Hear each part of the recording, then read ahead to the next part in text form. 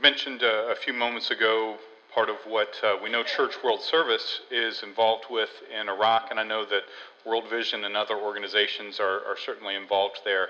I think about our churches in that part of the world often. I've been a student of Middle Eastern Christianity for years, and often on Sunday mornings I'm imagining what church life has been like for folks in that part of the world. But I'm also drawn this morning to thinking about our brothers and sisters gathering for worship in Ferguson, Missouri today. What is it like to go to church in the midst of that? And what is the good word that God has to offer when you live in that kind of community going through that kind of turmoil? And so as you're praying this week, as you're thinking about your faith, I encourage you also to embrace the folks that we largely have not met, but are our brothers and sisters in that place as well. And it often kind of calls my attention to the experience of being on the other side of the tracks. You know what I mean? Have you ever been on the other side of the tracks? The wrong side of town? I actually want you to get in mind that Jesus has found himself on the other side of the tracks. Jesus and his disciples, think about this, they have made their way to a neighborhood where folks were not really much like them at all. Towns called Tyre and Sidon up in Lebanon, among the Canaanites. Because when they went up that way, actually they're in a place where you were not going to find many Jewish folks at all, not like them. Different languages, different skin colors perhaps, different religions if they had a religion at all, just different. So, when this Canaanite woman is trying to get Jesus to heal her little daughter, they start having a conversation talking about children and dogs. Now, I love dogs. I have one here today, by the way. But calling someone a dog is not a compliment in the least, is it? Sure was not a compliment in that part of the world. And you might say that Jesus called this woman the D word, right? Well, then Jesus ends up getting past all of what makes him different from her and healing the woman's daughter. And that all might tell you something about just how far Jesus will go to find those who are hurting, lost, in need. In the midst of that, I'm also interested in how Jesus is dealing here with all of the ways that we tend to see one another. This is a story according to Matthew. Jesus left that place and went away to the district of Tyre and Sidon. Just then, a Canaanite woman from that region came out and started shouting, "Have mercy on me, Lord, Son of David. My daughter is tormented by a demon." But he did not answer her at all. And his disciples came and urged him, saying, "Send her away, for she keeps shouting after us." He answered, "I was sent only to the lost sheep of the house of Israel." But she came and knelt before him, saying, "Lord, help me."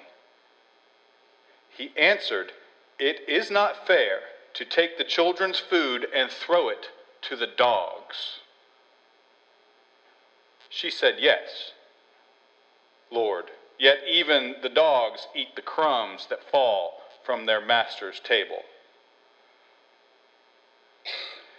Then Jesus answered her, "Woman, great is your faith. Let it be done for you as you wish." And her daughter was healed instantly.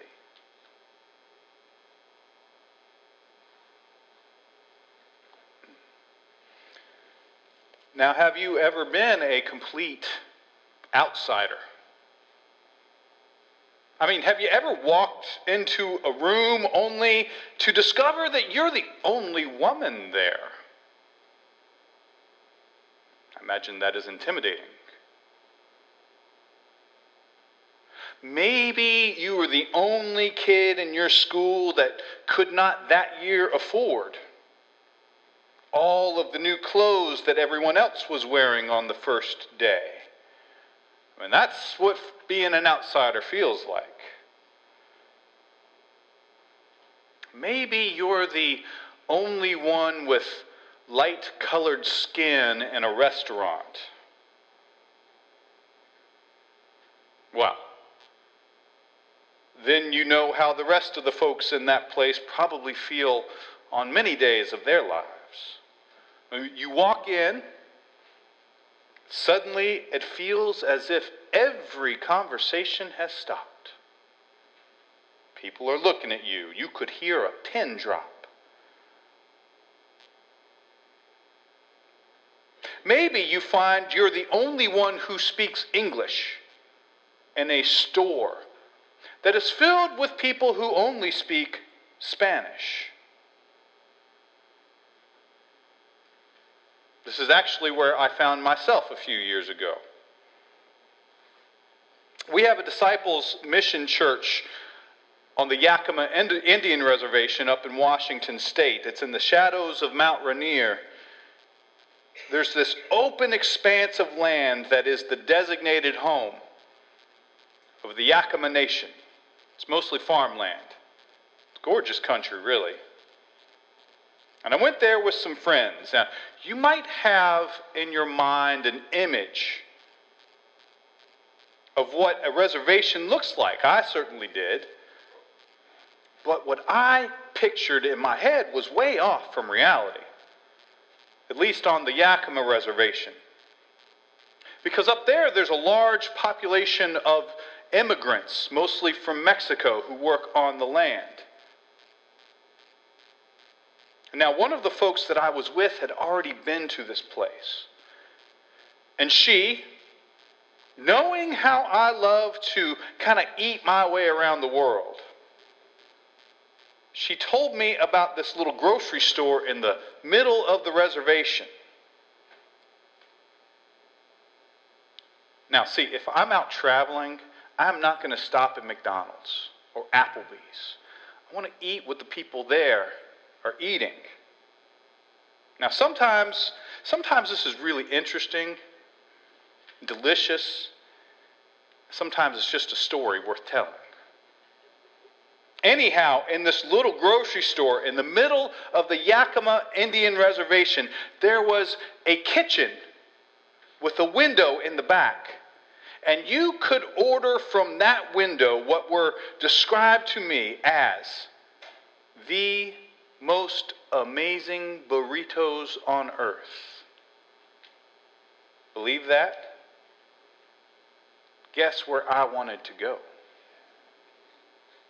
Only one catch. My friend said that there was not a person in that place who spoke English. So if you want a burrito, you were going to have to order it in Spanish. Now, I took a few years of Spanish in high school and in college, and I can read Spanish pretty well. I can speak a few words. I'm pretty much at a loss when a fluent Spanish-speaking native of a Spanish-speaking country is talking. I cannot keep up. But I probably knew enough to get my burrito ordered. I mean, I already knew one word, burrito. More than that, I wanted to impress whoever it was that I was ordering from. Like, hey, this guy actually knows what's up. I don't know. I mean, he'd hear from me and think, what a nice guy. Spanish ain't so bad either.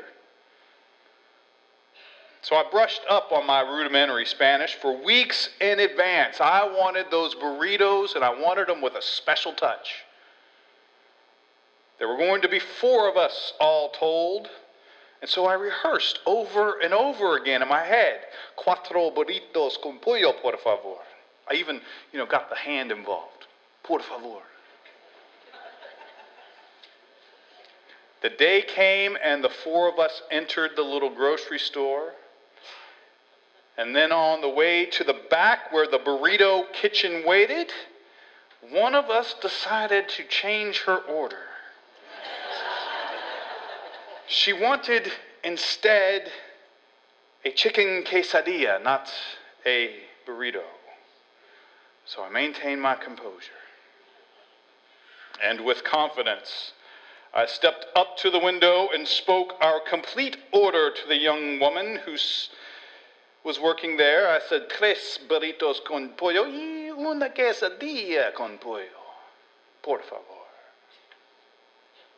Right, proud of myself there. Izzy, what do you think?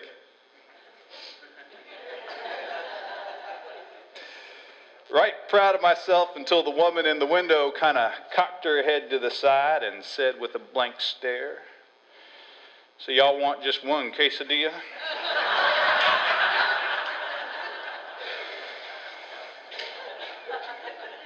Those were the words that she used, but what I actually heard her saying was, "Look here, you presumptuous white man.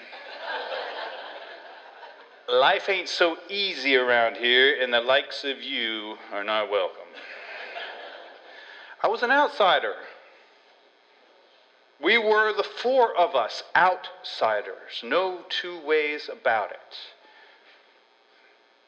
And we could feel the eyes of everyone else in the store looking at us. I even heard a little laugh from the corner. In fairness, though, that might be how those folks feel when they go into a store with a bunch of people who only speak English. I don't know. But the reason I bring this up, and I want you to imagine yourself as an outsider at some point, is that this story of Jesus is just full of those feelings. And it might not be so obvious to us. You and I, we are not Jewish people living among Arabs and Greeks and Romans, which is what's happening with Jesus. Along with those uneasy feelings, those suspicions, those odd encounters, and those things that your parents and your grandparents used to say about those people, and the jokes you've heard about them, maybe the jokes you've even told. It's all there. The story goes, according to Matthew, that Jesus went up to Tyre and Sidon to get away from things for a while. He's kind of looking for refuge. He's preached out, he's prayed out, and he's peopled out. And as one commentator put it, he's had enough. So he's headed up north to be holed up in a safe house. Across the border, he attempts to conceal himself. In other words, he's gone into foreign territory. On the other side of the tracks, you might say.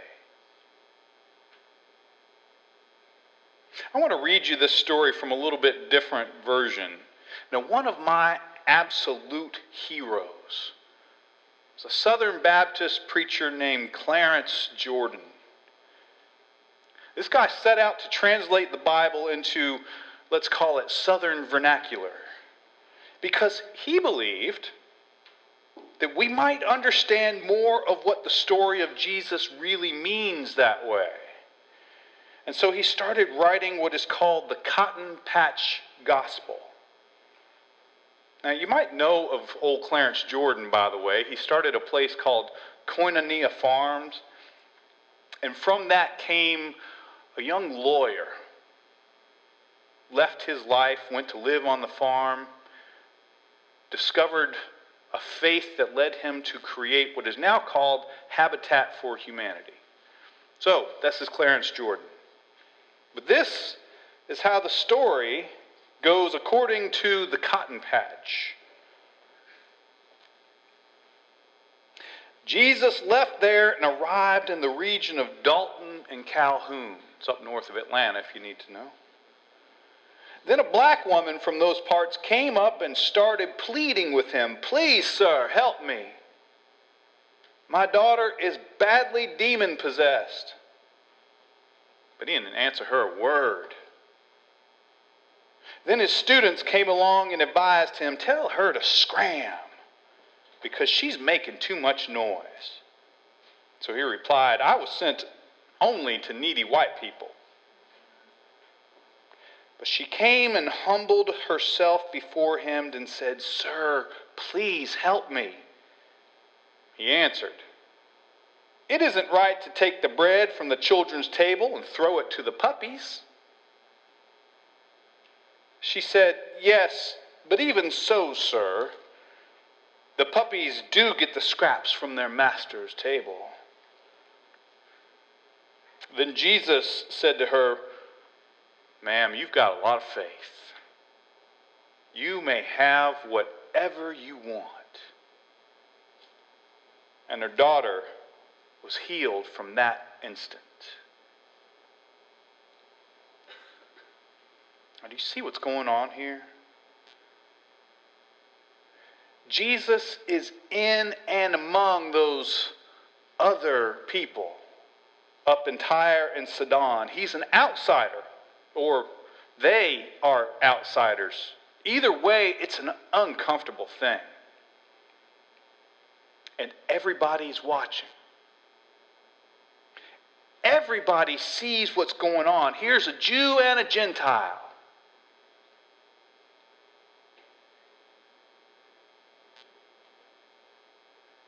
Now, I cannot say for sure that Jesus did not mean what he said.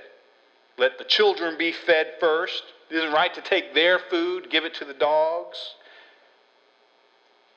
I can't be so sure that he didn't mean it. He was tired and he was human after all. But I can't help but think that maybe he was just saying what everybody else was thinking. All the disciples were there. And they were all watching. I tend to think that Jesus was saying what was on their mind so as to make a point. It really does sound an awful lot like I was sent only to needy white people, doesn't it? Let the children be fed first. And I just have a hard time reconciling that with the Jesus that I have grown to know and love, even if he was tired and cranky. I think he was making a point. I mean, these two sets of people probably did think of one another as dogs. I mean, they had quite a history, you know. Living there in that little piece of land as Jews and Gentiles, it never seemed to work. And I'll tell you, that woman, she was something else. She needed Jesus. She needed him, and she was not going to quit. I mean, he called her a dog, if you'll remember, and she just looked at him square in the eye and said, "Even us dogs will eat the crumbs that fall under the table." She was amazing. And you know what? Jesus liked her a lot. I think that he was going to heal her daughter one way or another. But she was great. She pierced right through his words and right through the souls of everyone watching. And in that instant, every single person there had to see, not a Canaanite woman, not one of those people. Instead, they had to see a loving mother who would do anything to help her daughter. And so what they all saw was someone who was just as much flesh and blood and heart and soul and in need of God's healing as themselves. So, let me ask you, who was it who was really healed on that day? I mean, the woman's daughter, or was it Jesus' disciples?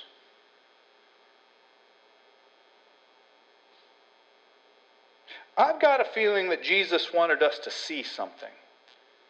This good news of God's salvation can absolutely change lives, and it can absolutely change the world. Do you know that? It can bring healing to the hurting. It can give hope to the overwhelmed and the downtrodden. It can awaken in you purpose and meaning. But in order for any of that to happen, the good news has to find its way to those who are hurting, to those who are overwhelmed and downtrodden. I mean, it has to be shared with people who might have given up on life. If it's going to have any effect on anyone, the good news has to go to where they are. Church, are you hearing this? Because there is a hurting world out there. And we have a loving God